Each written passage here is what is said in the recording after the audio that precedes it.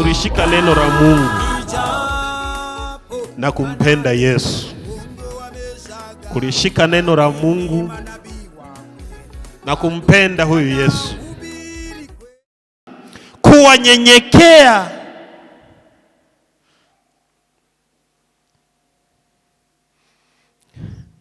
Bwana asifiwe. Huyu ni baba wa wote. Mimi ni baba na wewe ni baba yako. Sisi sote ni watoto. Bwana Yesu asifiwe sana. Inatakiwa tumfanyie vizuri huyu baba. Bwana Yesu asifiwe sana. Tumfanyie vizuri.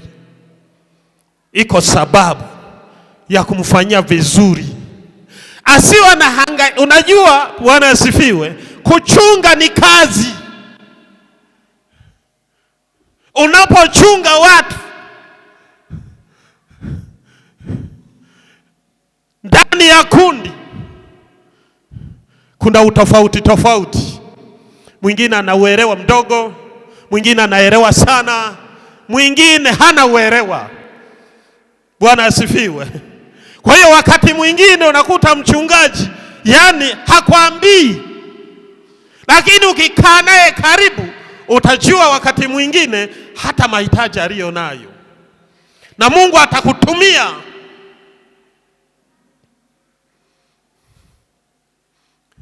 Siku moja, sema siku moja, nikatoka nyumbani asubuhi, nimehimizwa. Bwana asifiwe, Bwana asifiwe. Msikilize sana Roho Mtakatifu. Ukikaa kwenye neno la Mungu utamsikiliza, na Roho Mtakatifu atakupa maelekezo na wewe utafanya. Nimetoka huko nyumbani na wiwa ndani, nipeleke nyama. Nimefika pale kwenye msikiti, nikashuka. Kuna bucha hapa, zipo hapo mkono wa kushoto kama unatokea Buhongwa. Kama unaenda Buhongwa ziko kulia. Nikafika, kapima nyama, nikapeleka. Kumbe kuna muunganiko wa ajabu katika Roho Mtakatifu. Kumbe mzee asubuhi amemwambia mama mchungaji, leo tutakula nyama. Mama akasema, nyama hera iko wapi? Nakwambia tutakula nyama. Nipu naho. Nikafika asubuhi.